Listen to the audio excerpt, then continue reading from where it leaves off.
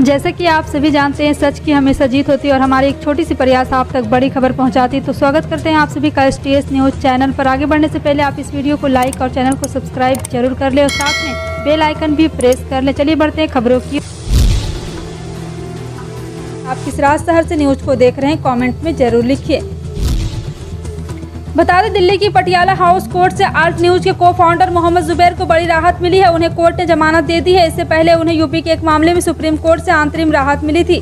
Patiala house court ने गुरुवार 14 जुलाई को सुनवाई के बाद फैसला सुरक्षित रख लिया था, जिसके बाद अब उन्हें जमानत देने का फैसला लिया गया है।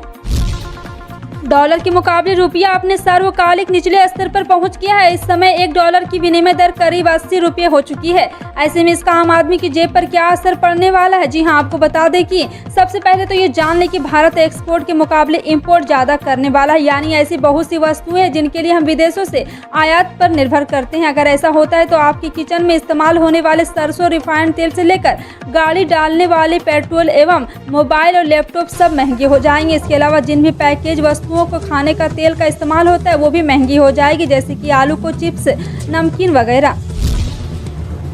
अगर आप घर का सामान लेने बाजार जा रहे हैं तो अपना बजट चेक करके जाएं। सोमवार से घरेलू इस्तेमाल की बहुत सी चीजें महंगी हो जाएगी। इसका मतलब यह हो कि जिन चीजों के लिए आपको पहले कम पैसे देने पड़ रहे थे, अब उनके लिए थोड़ी और जेब ढीली करनी होगी। जो चीजें महंगी होने वाली है उनमें पनीर, दही, लस्सी और छाछ जैसी चीजें शामिल है। केंद्रीय अप्रत्यक्ष कर और सीमा शुल्क बोर्ड ने गुरुवार को प्री पैकेज, फ्री लेबल दही, लस्सी और बटर मिल्क सहित कुछ अन्य उत्पादकों के लिए कर छूट समाप्त करने के GST परिषद के निर्णय को अधिसूचित कर दिया है। कांग्रेस और कुछ अन्य विपक्षी दलों ने संसद परिसर में धरना, हड़ताल और धार्मिक समारोह की मनाही में जुड़े एक बुलेटिन पर कड़ी आपत्ति जताई है और इसे तुगलकी फरमान करार दिया है। इसके बाद लोकसभा के स्पीकर ओम बिरला ने कहा है कि इससे कुछ भी नया नहीं होगा। उन्होंने कहा है कि ये पहले से चली आ रही प्रक्रिया है। मेरी प्रार्थना है कि बिना तथ्यों के जानकारी के आरोप प्रत्यारोप से बचना चाहिए। सभी राजनीतिक दलों से आग्रह है कि लोकतांत्रिक संस्थाओं पर बिना तथ्यों के आरोप प्रत्यारोप नहीं करना चाहिए। भारत में उच्च जोखिम वाले वयस्क कोविड-19 रोगियों में प्रशासित एक नाक स्प्रे ने 24 घंटे के भीतर वायरल लोड को 94% और 98 घंटों में 99% तक कम कर दिया। The Lancet regional health south east Asia general और प्रकाशित दवा के तीसरे चरण के परीक्षण परिणामों में यह फैसला और ये सामने आया है। नाइट्रेट ऑक्साइड नेजल स्प्रे अध्ययन मुंबई स्थित दवा कंपनी ग्लेनमार्क द्वारा भारत में 20 क्लिनिक साइटों पर टीकाकरण और बिना टीकाकरण वाले कोविड-19 के हल्के लक्षण वाले 306 वयस्कों को किया गया है। श्रीलंका में भी आर्थिक संकट के बीच महंगाई भी अपने चरम पर है। हालांकि कुछ सब्जियों की कीमतें पिछले महीनों की तुलना में थोड़ी कम हुई, जिसकी वजह से भारत की तरफ से श्रीलंका को यूरिया और कीटनाशक भेजी गई, जिसकी वजह से जो सब्जियां खराब होने लगी थी उनको बचाया जा सका और उत्पादन बेहतर हो गया। जी हां, आपको बता दें कि इसकी वजह सब्जियों की आवाजाही भी पहले की तुलना में बेहतर हो गई है। रक्षा मंत्री राजनाथ सिंह पश्चिम बंगाल की राजधानी कोलकाता के दौरे पर। जी हां, आपको बता दें कि रक्षा मंत्री ने कोलकाता का दौरा किया और उन्होंने नौसेना के शिवकालिक क्लास फ्रिगेट INS की हुगली नदी में लॉन्च किया। उत्तराखंड की एक चोटी का नाम पर रखे गए इस युद्धपोत का निर्माण कोलकाता स्थित गार्डन रीच शिपबिल्डर्स एवं इंजीनियर्स यानी GRS शिपयार्ड में किया गया। INS दुर्गागिरी प्रोजेक्ट 17A का चौथा युद्धपोत जिसे आज लॉन्च किया गया है। इस प्रोजेक्ट के तहत नौसेना के लिए कुल 7 शिवालिक क्लास फ्रिगेट बनाए जाने हैं। लखनऊ के लुलु मॉल में नमाज का विवाद बढ़ गया। हिंदू संगठन अखिल भारत हिंदू महासभा ने वहां सुंदरकांड का प्रोग्राम करने का ऐलान किया। इसके बाद राष्ट्रीय प्रवक्ता शिशिर चतुर्वेदी के घर पर पुलिस फोर्स तैनात की गई। खुद SDP भी आवास पर पहुंचे हैं। पुलिस अधिकारी लुलु मॉल के GM समीर वर्मा को लेकर भी शिशिर के घर गए। इससे पहले अखिल भारतीय हिंदू महासभा के प्रवक्ता शिशिर चतुर्वेदी ने नमाज का एक और नया वीडियो जारी करते हुए कहा है कि लुलु मॉल नहीं, लुलु मस्जिद है। यहाँ पर जमीन खरीद कर अलग तरीके का एजेंडा चलाया जा रहा है। उन्होंने प्रशासन से कार्रवाई करने की अपील की है। देश के सबसे बड़े बैंक SBI से लोन लेना अब महंगा हो जाएगा। ग्राहकों को बड़ा झटका देते हुए बैंक ने गुरुवार को एक बार फिर MCLR में बढ़ोतरी का ऐलान किया है। बैंक के इस बदलते और बढ़ोतरी का असर होम, ऑटो या पर्सनल सभी तरह के लोन पर पड़ेगा। बैंकों की वेबसाइट पर दी गई जानकारी के अनुसार नई दरें 15 जुलाई 2022 से लागू हो गई है। भारतीय रिजर्व बैंक के रेपो दरों में वृद्धि करने के बाद ज्यादातर बैंकों ने कर्ज की ब्याज दरों में बढ़ोतरी की है। बिहार में जदयू के राष्ट्रीय अध्यक्ष ललन सिंह ने जब भी कार्यभार संभाला है तब से पार्टी को पूरी तरह विस्तारित करने में जुट गए हैं। राष्ट्रीय पार्टी का दर्जा दिलाने के लिए जहां नॉर्थ में पार्टी का विस्तार कर रहे हैं, वहीं दूसरी ओर बिहार में पार्टी प्रकोष्ठा को एक्टिव करने में जुटे हैं। इसलिए लगातार वो पार्टी कार्यकर्ताओं के साथ बैठक करते हैं। उसके साथ ही वो महिला कार्यकर्ता को सबसे बड़ी ताकत मानकर चल रहे हैं। ललन सिंह महिला प्रकोष्ठ के कार्यकर्ताओं को बेहतर तरीके से प्रयोग करने में जुटी है। इसका प्रमाण दिखा जदयू कार्यालय में आयोजित महिला प्रकोष्ठ की बैठक में। तेल कंपनियों ने 15 जुलाई के रेट जारी किया और आज के लिए पेट्रोल डीजल के दाम में जारी कर दिए। आज कंपनियों ने तेल के दाम में कोई बदलाव नहीं किया। पिछले दिनों सरकार ने पेट्रोल डीजल की कीमत घटाने की घोषणा की थी। इसके बाद पेट्रोल के दाम में अधिकतम 9 रुपये और डीजल के दाम में 7 रुपये की कमी आई। दिल्ली में 1 लीटर पेट्रोल 96.72 रुपये प्रति लीटर, जबकि डीजल 79.62 रुपये प्रति लीटर मिल रहा है। बढ़ती महंगाई के बीच आम जनता के लिए बड़ी खुशखबरी है। अब आपके पास साल भर में से 30 गैस सिलेंडर पाने का मौका है। दरअसल सरकार गरीबों की हर संभव मदद की कोशिश कर रही है। पहले फ्री राशन और अब राशन कार्ड धारकों के लिए फ्री गैस सिलेंडर देने जा रही है।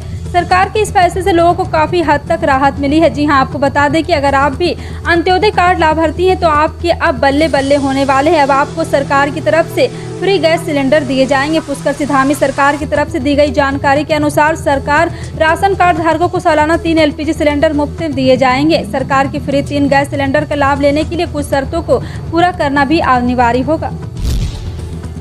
अगर आप सोना या फिर चांदी के गहने खरीदने का प्लान बना रहे तो आपके लिए जरूरी खबर है। पिछले कई दिनों से सोने चांदी की कीमत में जारी उतार चढ़ाव का दौर जारी है। इसके कारोबारी सप्ताह के 5वें और आखिरी दिन सोने के साथ साथ चांदी की कीमत में गिरावट देखी जा रही। सोना 179 रुपये सस्ता हुआ, जबकि चांदी की कीमत में 1125 रुपये सस्ता और बड़ी गिरावट देखी जा रही है। इस गिरावट के बाद सोना 51,000 के नीचे और चांदी 55,000 रुपये के नीचे बिकने लगी है। सरकारी विद्यालय में शिक्षक अगर जींस पैंट और टी शर्ट तथा कुर्ता पैजामा पहनकर आए तो उनकी खैर नहीं। बिहार में शिक्षकों को सौम्य पोशाक पहनकर विद्यालय आने का निर्देश जारी किया गया है। वैशाली के जिला शिक्षा पदाधिकारी यानी DEO वीरेंद्र नारायण ने आदेश जारी कर शिक्षकों को फॉर्मल पैंट एवं फुल या हाफ शर्ट में ही स्कूल में शिक्षण कार्य करने का निर्देश दिया है। और DEO ने जिले के सभी प्रखंड शिक्षा पदाधिकारी तथा प्रारंभिक एवं माध्यमिक विद्यालयों के प्रधानाध्यापकों को जारी आदेश में लिखा है कि आए दिन इंटरनेट मीडिया में विद्यालयों में पाठन की अवधि में शिक्षकों के कुर्ता पैजामा जींस टी शर्ट पहनकर कक्षा संचालन करने से शिक्षकों की नकारात्मक छवि प्रदर्शित हो रही है।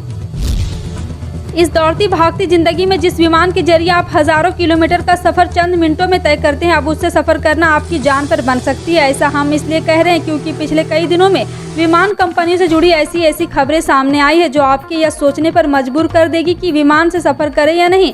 पिछले कई दिनों से विमान कंपनी स्पाइस जेट के बारे में आप कई तरह की खबरें सुन और देख रहे हैं, लेकिन अब इंडिया एयरलाइंस भी इस डरावना सफर वाली लिस्ट में शामिल हो गया है। दरअसल हाल ही में दिल्ली से बड़ोदरा जा रहे एक इंडिगो विमान की इमरजेंसी लैंडिंग की खबर सामने है। इससे न सिर्फ विमान पर बैठे यात्रियों की जान पर बनाई, बल्कि लगातार हवाई सफर करने वाले लोग भी डरे सहमे हैं। इंदौर में नगर निगम चुनाव की मतगणना से पहले ही कांग्रेस जीत का जश्न मनाने जा रही है। सुनने में जरूर ये अजीब लग सकता है, लेकिन हकीकत यही है। आज कांग्रेस ने अपने बूथ एजेंट से लेकर मेयर प्रत्याशी तक के निर्वाण गार्डन में महाभोज रखा है। दावा किया जा रहा है कि उसमें करीब 10,000 कार्यकर्ता शामिल हो गए। नगरीय निकाय चुनाव की मतगणना 17 जुलाई को है, लेकिन इंदौर में कांग्रेस अपने मेयर प्रत्याशी संजय शुक्ला को जीता हुआ मानकर चल रही है। यही वजह है कि जीत का जश्न मनाने के लिए शुक्रवार को शहर के निर्वाण गार्डन में कांग्रेस ने कार्यकर्ता मिलन समारोह एवं महाभोज रखा है।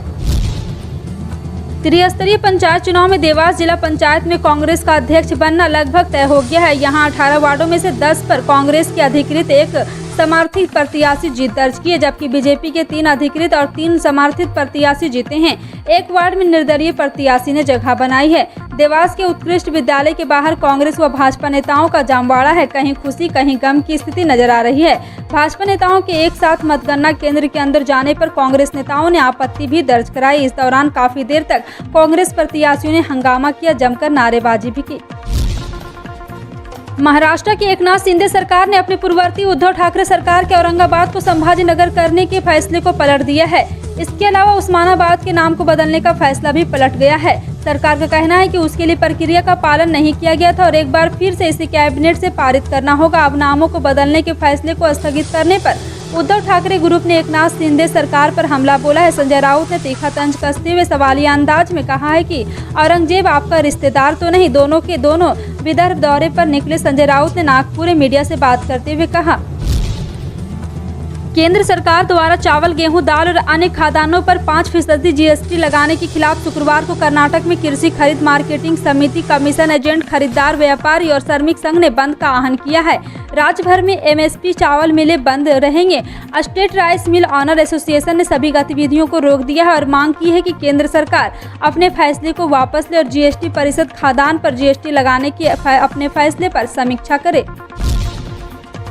उदयपुर के नौ संकल्प चिंतन शिविर के दौरान कांग्रेस के अलाकमान ने तय किया था कि 2 अक्टूबर से भारत जोड़ो पदयात्रा शुरू की जाएगी, लेकिन अब योजना बन रही है कि तकरीबन 3,500 किलोमीटर की इस पदयात्रा को 2 अक्टूबर से पहले शुरू किया जाए। हालांकि अभी इस पर आधिकारिक रूप से कोई फैसला नहीं लिया गया है, लेकिन कांग्रेस के सूत्रों के मुताबिक संभावना 2 अक्टूबर से पहले इस यात्रा के शुरू होने की बन रही है। भारत छोड़ो यात्रा को लेकर कांग्रेस के सभी प्रदेश अध्यक्ष के साथ हुई बैठक में इस बात का जिक्र भी किया गया है। इसके अलावा इस यात्रा की पूरी रूपरेखा भी चर्चा की गई है। फिलहाल आपका इन सभी खबरों पर क्या कहना है, कमेंट सेक्शन में टाइप करके जरूर बताएं। इसी तरह की पल पल की अपडेट जानने के लिए जुड़े रहें आप अपने NTS न्यूज चैनल से। मिलते हैं अगली बड़ी खबर में, तब तक के लिए जय हिंद।